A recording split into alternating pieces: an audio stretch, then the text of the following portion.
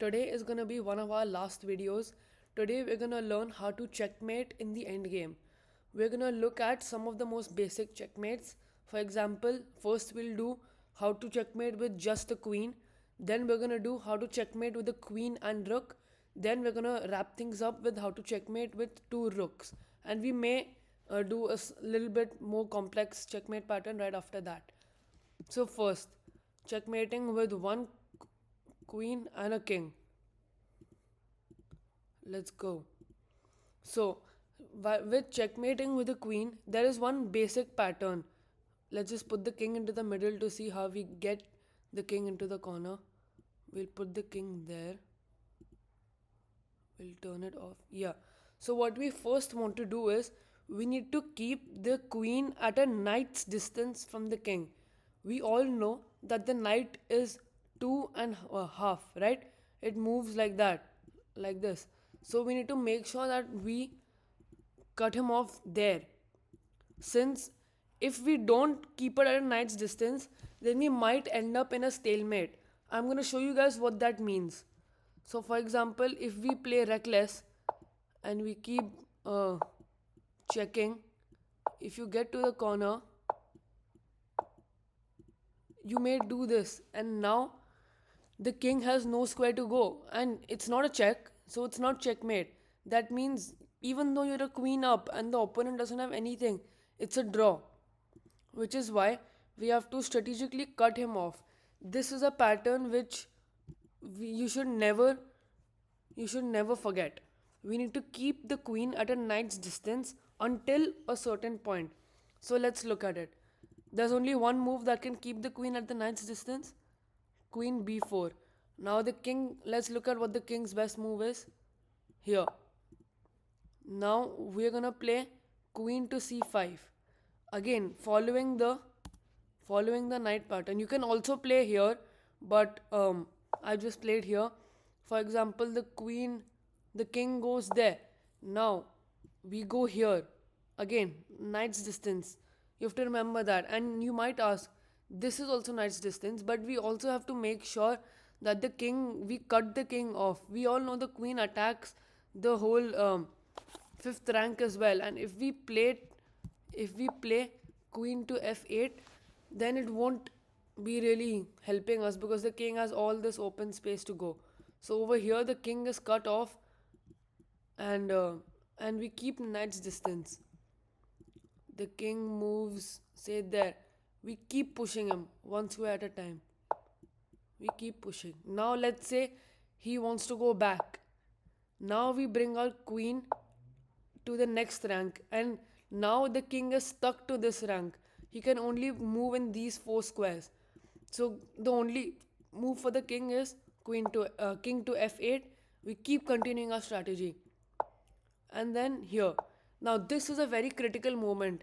You always want the king to have at least two squares to move around, because as we saw earlier, if the king moves to h8, you do not want to bring your queen to f7, otherwise it will land up in a stalemate. So once you get into this favorite position where king can only have two squares, you bring your king, because queen alone cannot checkmate, it needs some help. So we bring our king.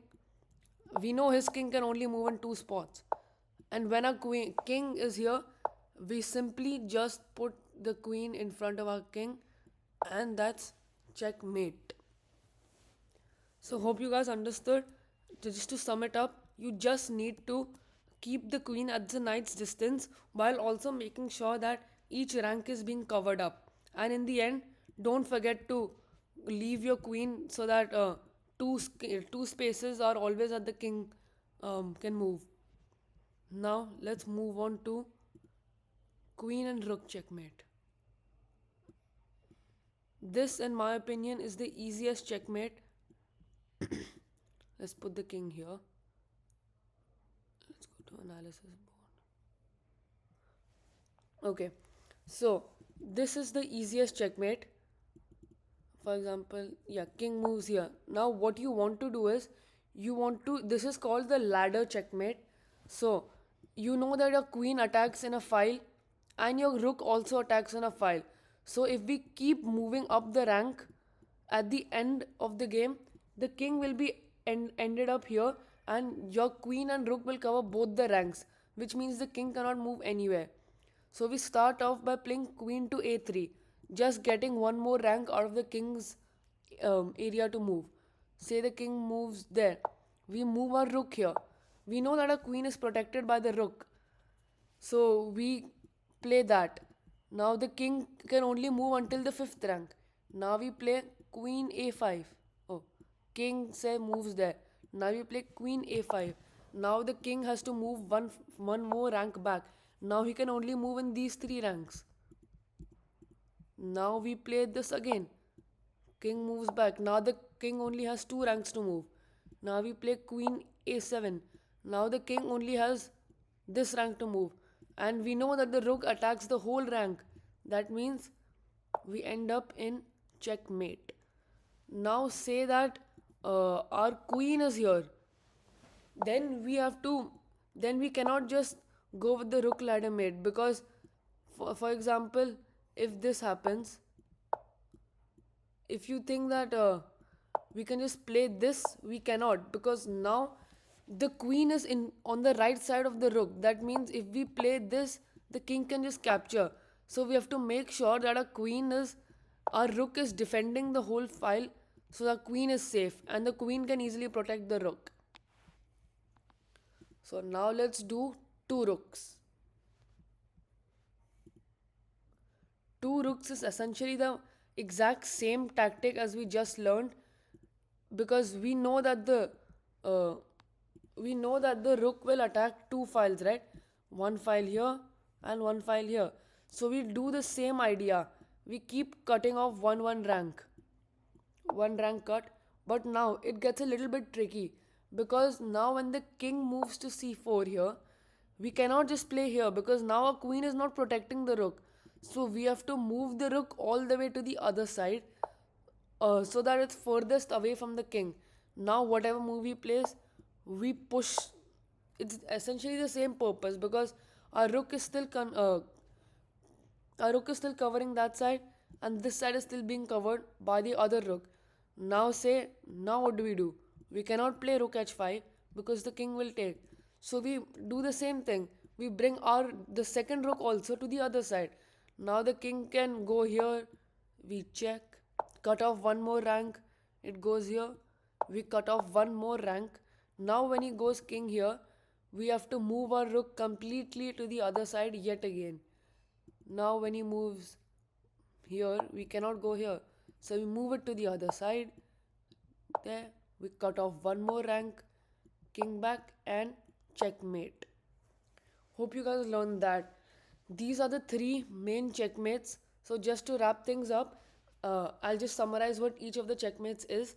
When it's queen only, you want to make sure that you have a knight's distance from the king, so that you don't end up in a stalemate, or you don't necessarily check the king so that it can escape away.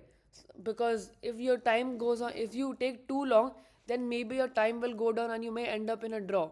So we need to make sure that the queen is at the knight's distance from the king until that as a crucial square, when our queen is here and the king when our queen is here and the king is allowed these two places to move.